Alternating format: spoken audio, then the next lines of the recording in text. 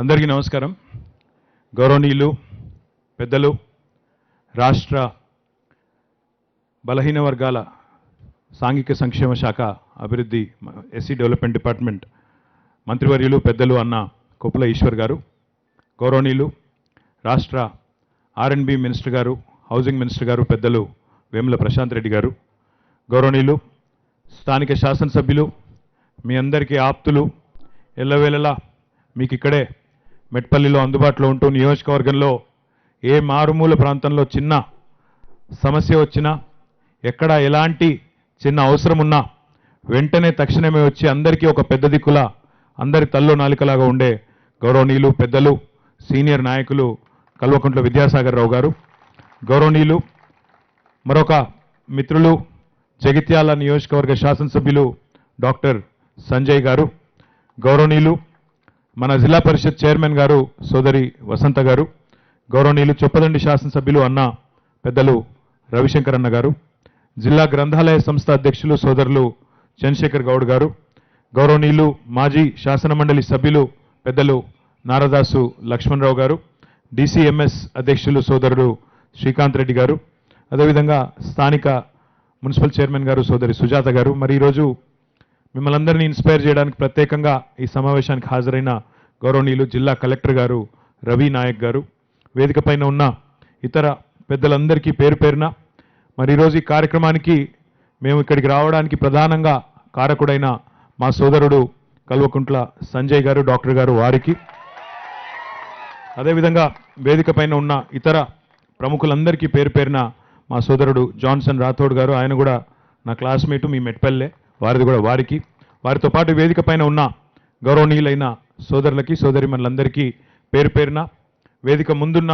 పాత్రికేయ మిత్రులకి, వేదిక ముందున్న గౌరవనీయులైన మరి ధాత్రి బయోకు సంబంధించి అదే రకంగా భువి బయోకు సంబంధించిన గౌరవనీయులు శ్యామలరావు గారు, నాగవర్ధన్ రావు గారు, ఇంకా వారితో పాటు విచ్చేసిన ఇతరులు, అదేవిధంగా వివిఫై సంస్థ నుంచి విచ్చేసిన ప్యాట్రిక్ గారికి, ఇంకా ఇతరులందరికీ కూడా పేరు పేరున, మా commissioner of industries Krishna Bhaskar గారికి, పాత్రికేయ మిత్రులకి, అందరికంటే ముఖ్యంగా చాలా ఓపికగా ఇంత ఎండలో కూడా చాలా ఆసక్తిగా చాలా ఓపికగా ఉన్న మా చెల్లెళ్లకు తమ్ముళ్ళందరికీ పేరు పేరున హృదయపూర్వకంగా నమస్కారాలు. నాకు తెలుసు మీరు చక్కగా ఇంటలేరు, అందుకే మళ్ళీ చెప్తా, క్లాస్లో కదా ఇన్నట్టు యాక్టింగ్ చేస్తారు చూడు, అట్లా యాక్టింగ్ చేస్తున్నారు తప్ప మీరు ఇంటలేరు నాకు తెలుసు, అందుకే ఒకసారి చెప్పాల్సిన అవసరం ఉంది. ఇప్పుడు ఇక్కడికి భువి బయో నుండి ధాత్రి బయో, భువి బయో ధాత్రి బయో సిలికేట్స్ ప్రైవేట్ లిమిటెడ్ నుండి 2 సంస్థలకు సంబంధించి మన మెట్పల్లి మండలం మెట్ల చిట్టాపూర్ గ్రామం, అదేవిధంగా మెట్ల చిట్టాపూర్ని పక్కకే అంటుకొని ఉన్న చౌట్పల్లి, హాసా కొత్తూర్, ఇవి ఏదైతే కమ్మర్పల్లి ప్రాంతంలో ఉన్నాయో ఆ పరిధిలో ఫుడ్ ప్రాసెసింగ్ జోన్ ఏర్పాటు చేసి అందులో చక్కగా మరి ఒక పెద్ద ఫుడ్ ప్రాసెసింగ్ జోన్ ఈ ప్రాంత రైతులకి, అదేవిధంగా ఈ ప్రాంత యువతకి, ఇప్పుడే వారు చెప్పింది మీరు విన్నారు, ఇద్దరికీ ఉభయతారకంగా ఉండే విధంగా అటు రైతులకు లాభం అవుతుంది, దాంతోపాటు ఇక్కడ స్థానికంగా పిల్లలకి లాభం చేయాలనే ఉద్దేశంతో ధాత్రి బయో వారేమో ఒక 160 కోట్ల పెట్టుబడితో ఒక 15 ఎకరాల్లో ఆహార శుద్ధి కేంద్రం, ఒక ఇథనాల్ ప్లాంట్ ఏర్పాటు చేస్తూ ఉన్నారు. ఒక 250 మందికి ప్రత్యక్షంగా ఉపాధి అవకాశాలు దానిలో లభిస్తాయి. భువి బయో వారు 2nd జనరేషన్ ఇథనాల్ ప్లాంట్ పెడతా ఉన్నారు. దీని ఖర్చు కూడా ఎక్కువ, ఒక 1040 కోట్ల రూపాయలతో ఎంప్లాయ్మెంట్ ఒక 2000 మందికి డైరెక్ట్గా ప్రత్యక్ష ఉపాధి అవకాశాలు కల్పిస్తూ భువి బయో వారు కూడా ఇక్కడికి వచ్చినారు. వారిద్దరికీ గట్టిగా చప్పట్లతో మీరు మెట్పల్లి తరపున, కోరుట్ల తరపున అభినందనలు చెప్పాలి. ఈ ప్రాంత యువత తరపున, ఈ ప్రాంత రైతుల తరపున వారికి నేను హృదయపూర్వకంగా ధన్యవాదాలు తెలియజేస్తా ఉన్నాను. ఇప్పుడే మీరు వారు చెప్పిన మాట విన్నారు, ఇది పోటీ ప్రపంచం. పోటీ ప్రపంచంలో ఈరోజు ఒక ఔత్సాహిక పారిశ్రామికవేత్తకి ఎర్ర తివాచి పరిచి రెడ్ కార్పెట్ వెల్కమ్ చెప్పి గవర్నమెంట్లే పోటీలు పడతా ఉన్నాయి. పంజాబ్ గవర్నమెంట్ రమ్మంటుందని చెప్పినారు వారు, ఛత్తీస్గఢ్ ముఖ్యమంత్రి గారు ఫోన్ చేస్తున్నారని చెప్పినారు.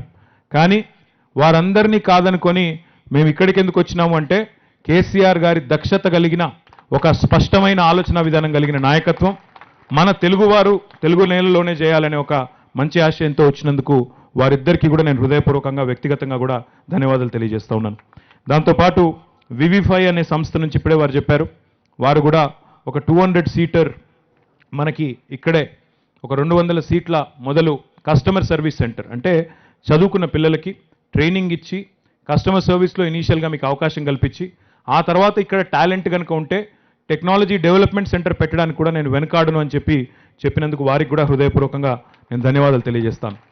ఇది ఎందుకు ముఖ్యం అంటే మీ అందరికీ తెలుసు, తెలంగాణ రాష్ట్ర ఏర్పాటు జరిగిందే, తెలంగాణ రాష్ట్ర ఏర్పాటు నినాదమే, దాని వెనుక ఉన్న ముఖ్యమైన ఉద్దేశమే నీళ్లు, నిధులు, నియామకాలు. నీటి విషయంలో జరిగిన అన్యాయం లేదా తెలంగాణకు జరగాల్సిన న్యాయం జరగలేదని, నిధుల విషయంలో కూడా తెలంగాణలో ఉన్న నిధులను కనుక ఇక్కడే ఖర్చు పెడితే మంచి జరుగుతుంది, ఈ ప్రాంతం అభివృద్ధి జరుగుతుందనే ఆలోచన, నియామకాల విషయంలో మన పిల్లలకి కొలువులు రావాలనే ఉద్దేశం తప్ప తెలంగాణ సాధన వెనుక ఇంకా వేరే ఎజెండా ఏమీ లేదు. స్వయం పాలనలో ఈ 3 అంశాల్లో సంపూర్ణంగా న్యాయం చేయాలి అన్నదే కేసీఆర్ గారి యొక్క ఆలోచన, ఆశయం. దానికి అనుగుణంగానే తెలంగాణ రాష్ట్ర ఏర్పాటు కోసం మీ తల్లిదండ్రులు, మీరు అందరం కలిసికట్టుగా పోరాటం చేసి అల్టిమేట్గా 8 ఏళ్ల కిందట రాష్ట్రాన్ని సాధించుకున్నాం. మరి 8 ఏళ్ల కింద రాష్ట్రాన్ని సాధించుకున్న తర్వాత ఏం జరిగింది ఈ రాష్ట్రంలో అనేది కూడా ఒక్కసారి సంక్షిప్తంగా మీకు చెప్పే ప్రయత్నం నేను చేస్తాను. నీళ్లల్లో నీళ్లు, నిధులు, నియామకాలు. నీళ్లల్లో తెలంగాణ ఈరోజు భారతదేశంలో ఈ సంవత్సరం మరి ఆగస్టు 15 వస్తే 75 సంవత్సరాలు నిండుతుంది భారతదేశానికి స్వాతంత్రం వచ్చిన తర్వాత. స్వతంత్ర భారతదేశంలో ఏ రాష్ట్రము చేయని ఒక అద్భుతమైన పనిని తెలంగాణ రాష్ట్రంలో మన ముఖ్యమంత్రి కేసీఆర్ గారు 10 మిలియన్ అంటే 1 కోటి ఇండ్లకి, పట్టణం కావచ్చు, పల్లె కావచ్చు, తాండా కావచ్చు, గిరిజన గూడెం కావచ్చు, ఎక్కడా అనే తేడా లేకుండా 1 కోటి ఇండ్లకి ఈరోజు ఇంటింటికి నల్లాబెట్టి నీళ్ళిచ్చి ఆడబిడ్డలు బయటికి రోడ్డు మీదకి బిందెలు పట్టుకుని వచ్చే దుస్థితిని తప్పించిన మొట్టమొదటి రాష్ట్రం స్వతంత్ర భారతదేశంలో తెలంగాణ, మొట్టమొదటి ముఖ్యమంత్రి కేసీఆర్. ఇది మాటల్లో చెప్పినంత ఈజీ పని కాదు. ఎందుకంటే మాటలు చెప్పడం చాలా ఈజీ. నిజంగా మాటల్లో చెప్పినంత ఈజీ పని అయిపోతే 75 ఏళ్లలో ఎప్పుడో ఎవరో ఒకరు చేసిండ్రు. కానీ ఎవరికి ఆలోచన రాలేదు, ఆ కల్పన కూడా రాలేదు.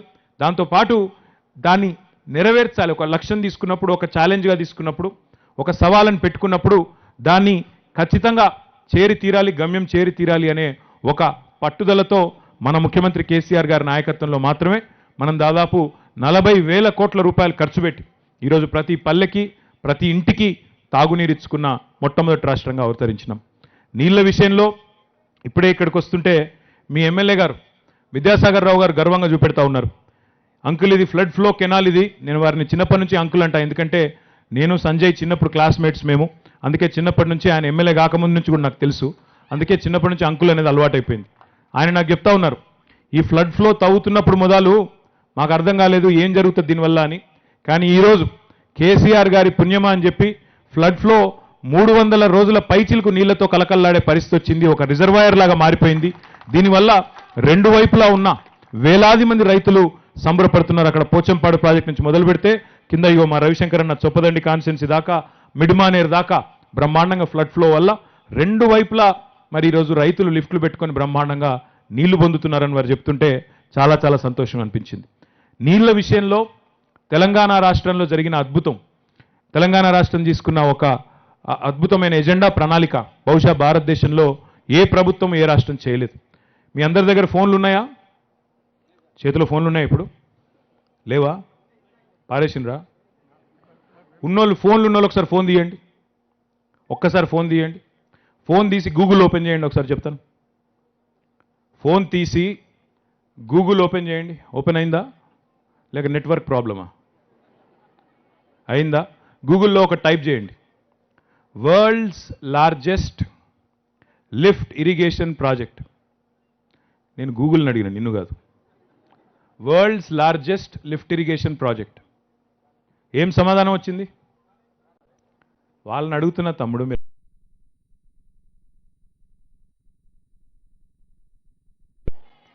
గట్టిగా వినబడతలేదు. అందులో వచ్చింది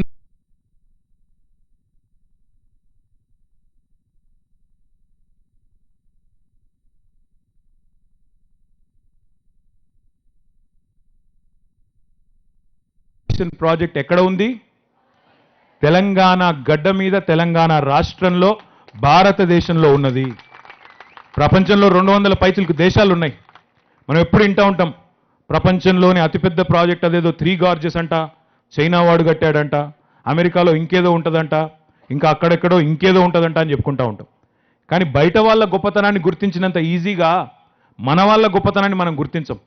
కాళేశ్వరం అనే ప్రాజెక్టు 75 ఏళ్ల భారతదేశ స్వతంత్ర చరిత్రలో ఏ రాష్ట్రంలో కాదు, ఏ దేశంలోనే ప్రపంచంలో నిర్మాణం చేయబడినంత అతి పెద్ద ప్రాజెక్టు, అంత పెద్ద లిఫ్ట్ ఇరిగేషన్ ప్రాజెక్ట్ నిర్మాణం చేసిన ఘనత అతి చిన్న వయస్సు కలిగిన రాష్ట్రానికి ముఖ్యమంత్రిగా ఉన్న మన ముఖ్యమంత్రి కేసీఆర్ గారిది అనే మాట ఈ సందర్భంగా నేను విజ్ఞప్తి చేస్తా ఉన్నా. ఏం జరిగింది అతి తక్కువ సమయంలో 4 ఏళ్లలో?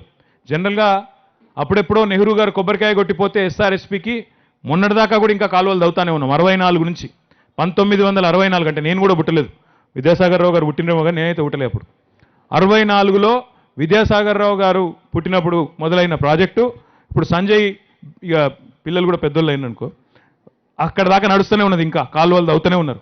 అంటే ఒక ప్రాజెక్టు భారతదేశంలో మొదలు పెడితే దశాబ్దాలు కట్టడం అనేది ఆనవాయితీ. కానీ ఈరోజు మన రాష్ట్రంలో 8 ఏళ్ల కింద ఏర్పడ్డ రాష్ట్రంలో 4 ఏళ్లలోనే పక్క రాష్ట్రాలతో పంచాయతీలు ఉంటే అవన్నీ తష్వ చేసుకొని, అవన్నీ సెటిల్ చేసుకొని, మహారాష్ట్రతో పంచాయతీ లేకుండా, ఆంధ్రాతో పంచాయతీ లేకుండా 4 ఏళ్లలో ప్రపంచంలో అతిపెద్ద లిఫ్ట్ కట్టుకున్నాం. ఏమైంది దీనివల్ల? ఏమైందంటే 82 మీటర్ల ఎత్తులో ఉండే మేడిగడ్డ నుండి నీళ్లు లిఫ్ట్ చేసి multi stage lift irrigation project ద్వారా, లిఫ్ట్ అంటే ఇప్పుడు మన ఇళ్లలో బోర్ ఉంటుంది, బోర్వెల్ ఉంటుంది కదా, ఇంట్లో కానీ లేకపోతే మనకు బాయికాడ కానీ లేకపోతే పక్కకు ఎక్కడన్నా వాడకట్ల కానీ ఒకటి ఉంటుంది. అది ఒత్తంగానే నీళ్లు కిందికి వెళ్ళి గ్రౌండ్ వాటర్ వస్తుంది. ఏది కింద 200 ఫీట్లో 300 ఫీట్లో లోపలికి వెళ్ళి నీళ్లు పైకి వస్తాయి. ఒక ఇంజెక్షన్ గుంజితే ఎట్లా వస్తాయో నీళ్లు అట్లా వస్తాయి. కానీ ఈ విషయంలో ఎంత పెద్ద కెపాసిటీ అంటే 82 మీటర్లు, సముద్ర మట్టానికి 82 మీటర్ల ఎత్తున ఉండే గోదావరి నది నుంచి హైదరాబాద్కు దగ్గర ఉండే గజ్వేల్ దగ్గర కొండపోచమ్మ సాగర్ 618 మీటర్ల పైన ఉంటుంది. అంటే 82 మీటర్లు ఎక్కడ, 618 మీటర్లు ఎక్కడ, అంటే దగ్గర దగ్గర 470 పైచిల్కు మీటర్ల పైకి, సగం కిలోమీటర్ మీదికి నీళ్లు ఎత్తి పోస్తున్నాం. ఆ నీళ్లు కూడా 1-2 చిన్న చితక బోరువెల్ పోసినంత కాదు, దాదాపు 165 టీఎంసీల నీళ్లను ఇక్కడికి వెళ్ళి అక్కడికి తీసుకొని పోతా ఉన్నాం. మొత్తం 45 లక్షల ఎకరాలకి నీళ్లు. ఒక పంటకి 45 లక్షల ఎకరాలు, 2 పంటలు అనుకుంటే 90 లక్షల ఎకరాలకు నీళ్ళు ఇచ్చే అద్భుతమైన ప్రాజెక్టు కాళేశ్వరం. సో నీళ్ల విషయంలో ఈ రకంగా తెలంగాణ వచ్చిన తర్వాత ఇంటింటికి నీళ్ళు వచ్చినాయి. మన చెరువులు బాగైనాయి. మిషన్ కాకతీయ ద్వారా పెద్ద ప్రాజెక్టులు కట్టుకుంటున్నాం, కాళేశ్వరం లాంటి. తద్వారా ఈరోజు తెలంగాణ, అప్పుడెప్పుడో మహాకవి దాశరథి గారు పక్కనే ఉన్న నిజామాబాద్ జైల్లో ఉన్నప్పుడు బొగ్గుతోని గోడల మీద రాసిందంట, నా తెలంగాణ కోటి రతనాల వీణ అని రాసిందంట. ఈరోజు మన ముఖ్యమంత్రి కేసీఆర్ గారు నా తెలంగాణ కోటి రతనాల వీణ మాత్రమే కాదు, 1.5 ఎకరాల మాగానా అని చెప్పి ఇలా రుజువు చేసి మన ప్రాంత రైతులందరికీ కూడా కడుపు నిండే విధంగా, ఆహార శుద్ధి పరిశ్రమలు వచ్చే విధంగా, మన తెలంగాణలో వచ్చిన వ్యవసాయ సమృద్ధి వల్ల, ఇక్కడ వచ్చిన ఉత్పత్తుల వల్ల ఆహార శుద్ధి పరిశ్రమలు కూడా మన దగ్గరికి తరలి వచ్చే విధంగా అద్భుతంగా ఇరిగేషన్ ప్రాజెక్టులు కట్టుకున్నాం. అప్పుడెప్పుడో ఆంధ్రాలో గోదావరి జిల్లాలో ఎవరో ఒక బ్రిటిష్ ఆయన కాటన్ గారు, సర్ ఆర్థర్ కాటన్ అని చెప్పి ఆయన ఒక 2 ప్రాజెక్టులు కడితే, 2 బెరాజులు కడితే, ఇప్పటికే ఆయనకు విగ్రహాలు పెట్టి, ఇప్పటికి కూడా ఆయనకు ప్రతి సంవత్సరం దండలేసి అక్కడ రైతులు తలుచుకుంటూ ఉంటారు. సరే, ఒకటి మాత్రం పక్కా, ఎవరు ఒప్పుకున్నా ఈరోజు ఒప్పుకోకపోయినా భవిష్యత్తులో ఒక రోజు వస్తుంది, మొత్తం భారతదేశం కేసీఆర్ గారి వైపు చూసి ఈయన అద్భుతాలు చేసినారు ఇరిగేషన్ రంగంలో అని చెప్పే రోజు కూడా వస్తుంది. ఇది నా మాట గుర్తుపెట్టుకోండి అని చెప్పి కూడా నేను విజ్ఞప్తి చేస్తా ఉన్నా. ఇక నిధుల విషయానికి వస్తే, నీళ్లు, నిధులు, నియామకాలు. నిధుల విషయానికి వస్తే మొదటి నుంచి మనం చెప్పింది ఒకటే, తెలంగాణ మిగులు బడ్జెట్తో ఉన్న రాష్ట్రం. తెలంగాణ నిధులు తెలంగాణలో ఖర్చు పెడితే ఇక్కడ అద్భుతాలు చేయవచ్చు అని చెప్పినాం మనం. ఏం జరిగింది మరి ఈరోజు తెలంగాణ రాష్ట్రం ఏర్పడ్డ తర్వాత? ఏం జరిగింది అంటే తెలంగాణలోని పేదవాడి మొహం మీదకి చిరునవ్వు వచ్చింది. తెలంగాణలో గతంలో పెన్షన్లు ఉండేది, కానీ ఆ పెన్షన్ ఎంత ఉండేది? 200 రూపాయలు ఉండేది. 29 లక్షల మందికి సంవత్సరానికి 800 కోట్లు మాత్రమే ప్రభుత్వం ఖర్చు పెట్టేది. ఈరోజు తెలంగాణ వచ్చిన తర్వాత 200 రూపాయల పెన్షన్ మీ తాతను అడిగినా, మీ అమ్మమ్మని అడిగినా, నాయనమ్మని అడిగినా చెప్తారు మీకు.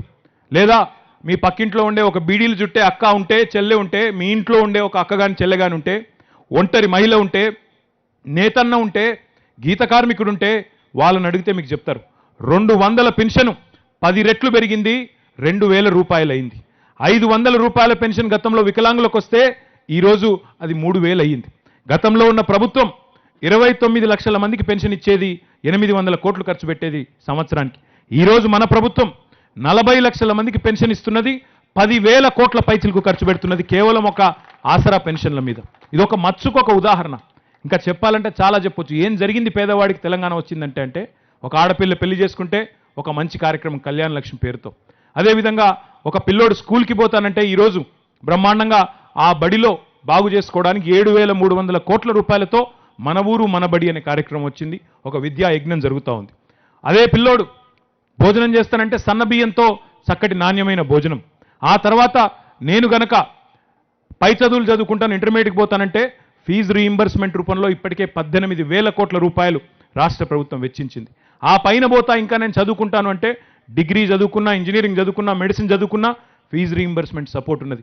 ఇది కాదు నేను విదేశానికి పోతా, పై చదువులు ఓవర్సీస్ చదువుకుంటా అంటే భారతదేశంలో నాకు తెలిసి ఒకే ఒక్క రాష్ట్రం అంబేద్కర్ ఓవర్సీస్ స్కాలర్షిప్ పేరుతో, మహాత్మా జ్యోతిబా ఫూలే స్కాలర్షిప్ పేరుతో 20 లక్షల రూపాయలు విదేశీ విద్య కోసం కూడా అందిస్తున్న ఏకైక ప్రభుత్వం భారతదేశంలో తెలంగాణ ప్రభుత్వం. ఇవన్నీ ఎట్లా జరిగినాయి మరి?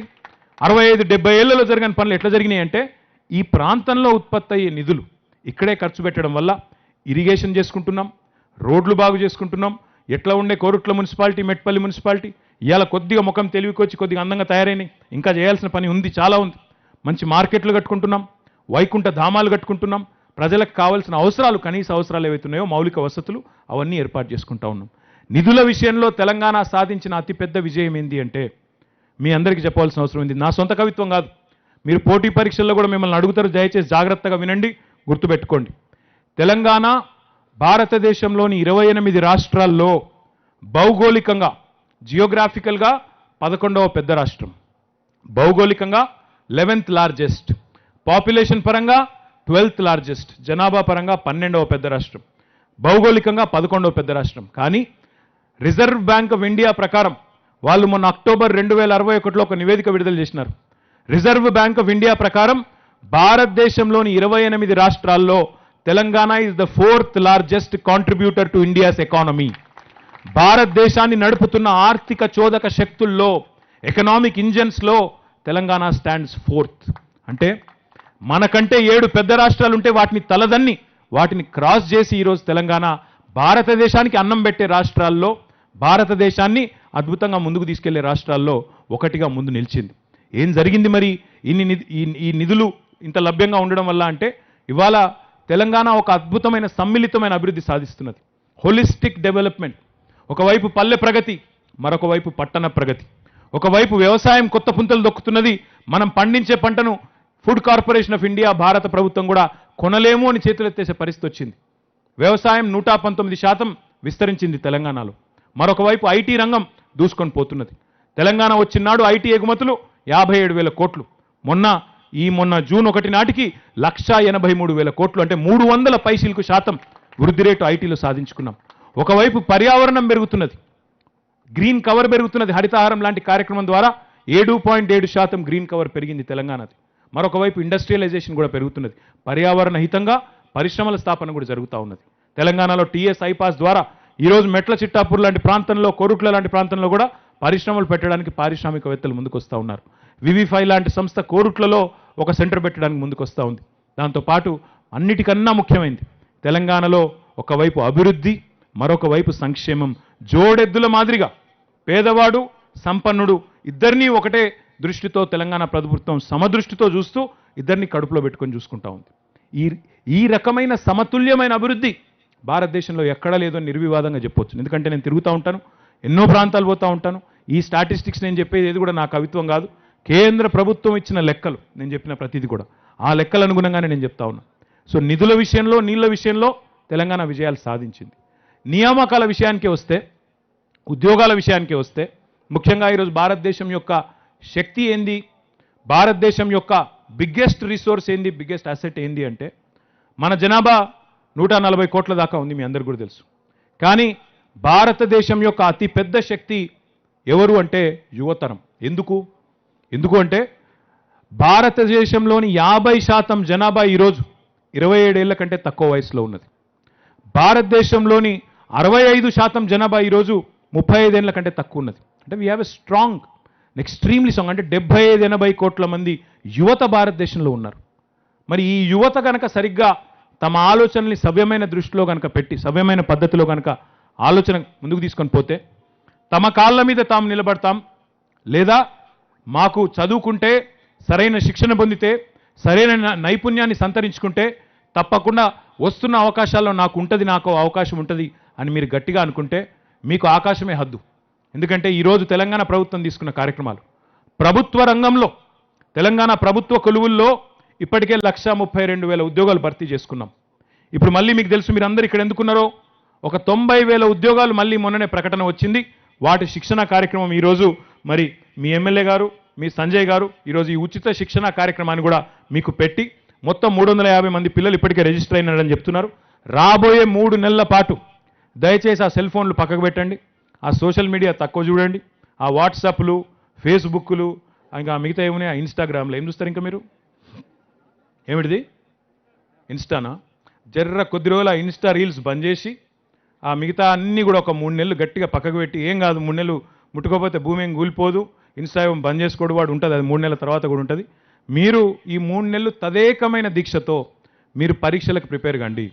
ప్రిపేర్ అయితే ఇక్కడే మీ ఎమ్మెల్యే గారి నేతృత్వంలో, సంజయ్ గారి నేతృత్వంలో ఇక్కడనే ఉచితంగా మీకు మెటీరియల్తో పాటు భోజనం కూడా, మీకు నాణ్యమైన భోజనం కూడా వాళ్ళే పెట్టిస్తారు. మీరు ఇంటికి పోయే అవసరం కూడా లేదు, ఇంటి నుంచి తెచ్చుకునే అవసరం కూడా లేదు. బ్రహ్మాండమైన భోజనం, దాంతోపాటు మీరు ఇక్కడే కూర్చొని ఇక్కడే చదువుకోవడానికి అన్ని ఏర్పాట్లు, దాంతోపాటు మంచి ఇన్స్ట్రక్టర్స్ కూడా పెట్టి మీ అందరికీ కూడా మంచి తర్ఫీదునిచ్చి పోటీ పరీక్షలకు పూర్తిగా సిద్ధం చేయాలన్న లక్ష్యంతో ఈ సెంటర్ని ఈరోజు ఏర్పాటు చేస్తూ ఉన్నారు.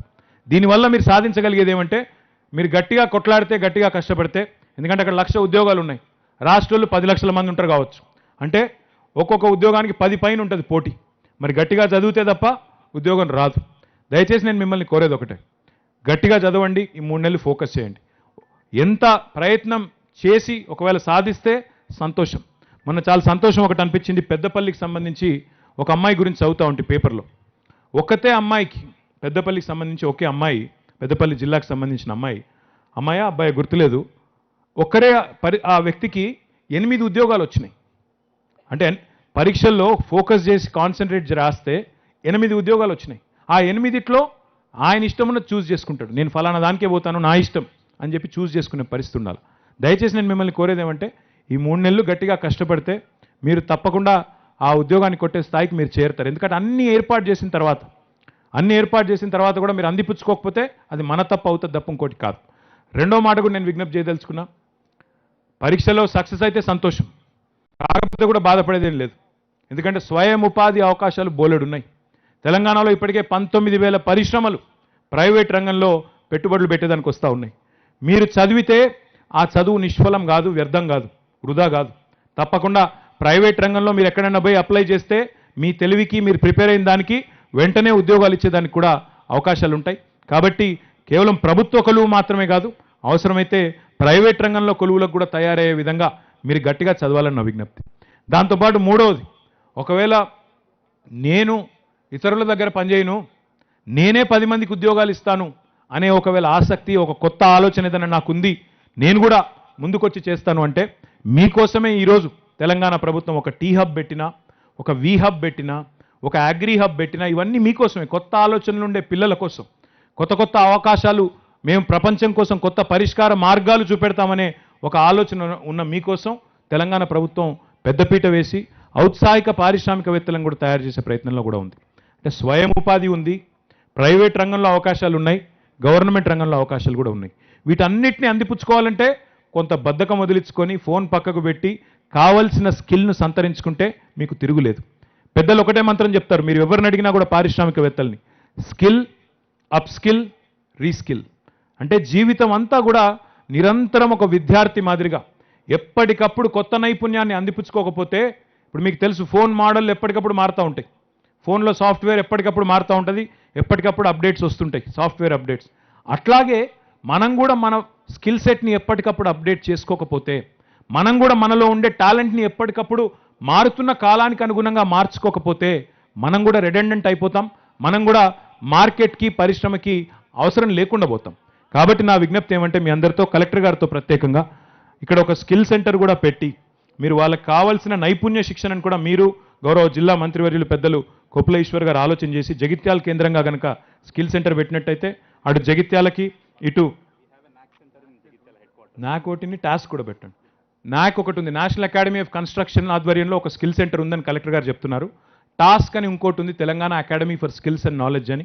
చదువుకున్న పిల్లలకి లేదా ఇతర వృత్తి పనుల్లో పోవాలనుకునే వారి కోసం కూడా చక్కటి నైపుణ్య శిక్షణ ఇచ్చే అవకాశం మన జిల్లాలోనే ఉంది, ఎక్కడో పోవాల్సిన అవసరం కూడా లేదు. కాబట్టి దయచేసి నేను మిమ్మల్ని కోరేది, ఏదో చిన్న పని నామోషి పని అని స్టార్ట్ అయినప్పుడు అందరం చిన్నగానే స్టార్ట్ అవుతాం, చిన్న ఉద్యోగంలోనే స్టార్ట్ అవుతాం. కానీ అంచెలంచెలుగా ఎదుగుతూ అవకాశాలను అందిపుచ్చుకున్న వాళ్ళే తెలివైన వాళ్ళు. కాబట్టి దయచేసి ఈ చిన్న పని అది పెద్ద పని అని నామోషికి పోకుండా, ఎందుకంటే నేను చూస్తూ ఉంటాను కోరుట్ల నుంచి, జగిత్యాల నుంచి, మా సిరిసిల్ల నుంచి, వేములవాడ నుంచి, పక్కనే ఉండే బాల్కొండ నుంచి వేల సంఖ్యలో దుబాయ్లో గల్ఫ్లో ఉంటారు మనోళ్ళు. అక్కడ కలుస్తుంటాం మేము పోయినప్పుడు. ఇక్కడ మీ వాళ్ళు కూడా ఉన్నారు ఎవరైనా గల్ఫ్లో? ఎవరు లేరా? మీ ఇంట్లోకి వెళ్ళి ఎవరు లేరా? చుట్టాలు ఎవరు లేరా? ఉన్నారా? గమ్మత్ ఏమనిపిస్తుంది అంటే, గల్ఫ్కి పోతే అక్కడ పోయినప్పుడు నేను క్యాంపులకు పోయినా, మాట్లాడినా, అడిగిన వాళ్ళను ఎంత సంపాదిస్తారని అడిగిన. నెలకు ఒక 20,000 25,000 సంపాదిస్తాము, ఇంటికో 10,000 పంపుతాం, మిగతా ఈడ మా ఖర్చులు అయిపోతాయి అన్నారు. నేను అన్నా, ఆ 25 కాదు 30,000 సంపాదించుకునే అవకాశం ఇవాళ మన తెలంగాణలోనే ఉన్నది, ఆడికెళ్ళి ఈడి దాకా వచ్చి నువ్వు ఏం చేస్తున్నావు అని అడిగిన నేను. మన వాళ్ళకి ఏంటంటే, మన కాడ పనిచేసుడు నామోషి, ఇక్కడ పనిచేసుడు నామోషి, ఇక్కడ సెంటరింగ్ పని చేయాలంటే నామోషి, ఇక్కడ ప్లంబింగ్ పని చేయాలంటే నామోషి, ఇక్కడ కార్పెంటర్ పని చేయాలంటే నామోషి. అదే ఎవడు కనవడానికి కాడ, ఎవడు తెలియని కాడ ఆడ చేయాలంటే మాత్రం పర్వాలేదు. అక్కడ ఎర్రటి ఎండలల్లో 47-50 డిగ్రీల ఎండలలోనేమో పనిచేస్తారు. మళ్ళీ మిగిలింది ఏంటంటే ఏం లేదు, భార్య పిల్లలు ఉండరు, సుట్టపోడు లేడు, ఆడ ఇంత ఇరికిరికి కొంపలలో ఉండాలి, ఆడ ఇరికి రూమ్లలో ఉండాలి, మళ్ళీ ఆడ అవస్థలు పడాలి. ఎవరన్నా అక్కడ ఏమైనా ఆపత వచ్చినా సంపద వచ్చినా ఎవడు ఉండడు. ఎంత ఘోరంగా ఉంటుందంటే పరిస్థితి మాకు తెలుసు. అందుకే మేము ప్రభుత్వ తరఫున కూడా ప్రయత్నం చేస్తూ ఉన్నాం. ఇక్కడ ఉండే ఉపాధి అవకాశాలు బోలెడు ఉన్నాయి. ఇక్కడ ఇటుక బట్టీలకు పోతే మొత్తం ఒరిస్సా సోదరులు ఉంటారు, రైస్ మిల్లుకు పోతే మొత్తం బీహార్ సోదరులు, ఇంకో కాడికి పోతే కన్స్ట్రక్షన్ కాడికి పోతే రాజస్థాన్ వాళ్ళు ఉంటారు, బీహార్ వాళ్ళు ఉంటారు, బెంగాల్ వాళ్ళు ఉంటారు, ఉత్తరప్రదేశ్ వాళ్ళు ఉంటారు. మన వాళ్ళు ఉండరు. అదేం విచిత్రం, మన వాళ్ళు ఎక్కడున్నారు? దుబాయ్లు ఉన్నారు. మరి ఇదేం కథ? మన దగ్గర హైదరాబాద్లోనేమో బిల్డింగులు జోరు కడతారు, అక్కడ మనోడు ఎవడు కనబడాడు. ఏడున్నారు రాబాయ్ అంటే దుబాయ్లా, అబుదాబిలా, ఆడ రియాద్లా, షార్జాలా, ఇంకొకాడ. ఏం సాధిస్తున్నాం మనం? ఈ ఆలోచన మనం చేసుకోకపోతే, ఇక్కడ వచ్చే అవకాశాలు మనమే అందిపుచ్చుకోవాలని ఆలోచన చేయకపోతే, ఇక్కడ ఉన్న నేషనల్ అకాడమీ ఆఫ్ కన్స్ట్రక్షన్ మంత్రి గారి సారథ్యంలో నడుస్తున్నది, మన ప్రశాంత్ రెడ్డి గారి సారథ్యంలో. దానిలో మన వాళ్ళే ఇక్కడ ప్లంబర్లు కానీ, కార్పెంటర్లు కానీ, ఏ వృత్తి కూడా చిన్నది కాదు. కడుపు నిండా మన పిల్లలకి బువ్వబెట్టే వృత్తి, ఆత్మగౌరవంతో ఎవరిని ఇతరుని కడుపు కొట్టకుండా చేసే ఏ వృత్తి చిన్నది కాదు. అంతేగాని నామోషిగా ఫీల్ అయ్యి మనం ఏది చిన్న ఉద్యోగం, అది పెద్ద ఉద్యోగం, వేరే కంట్రీ, ఫారెన్, అట్లా కాదు. మనం ఉన్న కాడనే భార్య పిల్లలతో చక్కగా పనిచేసుకునే అవకాశాలు ఉన్నప్పుడు, ప్రభుత్వం ఇన్ని అవకాశాలు కల్పిస్తున్నప్పుడు దయచేసి ఈ ప్రాంతంలోని మా సోదరులు కూడా ఆలోచించాలని విజ్ఞప్తి. ఇక్కడికి వచ్చిన మా చెల్లెళ్ళు, మా తమ్ముళ్ళు మాత్రం రాబోయే 3 నెలల పాటు ఇప్పుడు ఏదైతే తెలంగాణ ప్రభుత్వం 132,000 ఉద్యోగ భర్తీ చేసి మరొక 90,000 ఉద్యోగ భర్తీకి పిలిపించిందో, అందులో ముఖ్యంగా మీ కోరుట్ల నియోజకవర్గంలో మీ విద్యాసాగర్ రావు గారి నేతృత్వంలో, మీ సంజయ్ గారి నేతృత్వంలో మీరే మా సిరిసిల్ల వాళ్ళ కంటే ఎక్కువ ఉద్యోగాలు మీరు కొట్టాలని మనస్ఫూర్తిగా కోరుకుని నేను కోరుకోగానే అయిపోతుంది. మరి మీరు చదవాలా మీరు ఇప్పుడే ప్రశాంత్ రెడ్డి గారు గుర్తు చేస్తున్నారు నాకు. భారతదేశంలో 28 రాష్ట్రాలు ఉన్నాయి. ఏ రాష్ట్రంలో కూడా 95% రిజర్వేషన్ ఫర్ లోకల్స్ గవర్నమెంట్ ఉద్యోగాల్లో లేవు, ఒక్క తెలంగాణ మాత్రమే. అది కేసీఆర్ గారు పోరాడి రాష్ట్రపతి దగ్గర దాకా పోయి కొట్లాడి ఒప్పించిన కొత్త జోనల్ విధానం. మరి దాన్ని మీరు అందిపుచ్చుకోకపోతే ఏ జిల్లా వాళ్ళకి ఆ జిల్లాలోనే అవకాశాలు కల్పించాలి, లేకపోతే కరీంనగర్ వాళ్ళు ఇంకొకలో మీ ఉద్యోగాలు వేసుకపోతారని చెప్పి జగిత్యాల కొత్త జిల్లా చేసి ఈ జిల్లా ఉద్యోగాలు ఈ జిల్లాకే పెడితే కూడా మీరు అందిపుచ్చుకోకపోతే ఇక అంతకంటే మేం చేయగలిగింది ఏం లేదు. అమ్మైనా సరే అన్నం వండి పెడుతుంది, కావాలంటే కల్పిస్తుంది, నోట్లో పెట్టి తినబెట్టి ఆ తర్వాత ఆమెనే నమిలి మింగి మొత్తం అదైతే చేయలేదు కదా. ప్రభుత్వం కూడా మీకోసం ఉద్యోగ కల్పన చేస్తున్నది, కోచింగ్ సెంటర్లు పెడుతున్నది, ఉచితంగా మెటీరియల్ ఇస్తున్నది. ఇక ఇది చదివి అందిపుచ్చుకొని ఫోన్లు పక్కకు పెట్టి 3 నెలలు కష్టపడవలసిన బాధ్యత మీది. అందిపుచ్చుకుంటారని మనస్ఫూర్తిగా ఆశిస్తూ ఇంత పెద్ద ఎత్తున విచ్చేసిన మా చెల్లెళ్ళందరికీ, మా తమ్ముళ్ళందరికీ, ఓపికగా విన్నట్టు నటించినందుకు మీ అందరికీ కూడా హృదయపూర్వకంగా ధన్యవాదాలు తెలియజేస్తూ జై తెలంగాణ.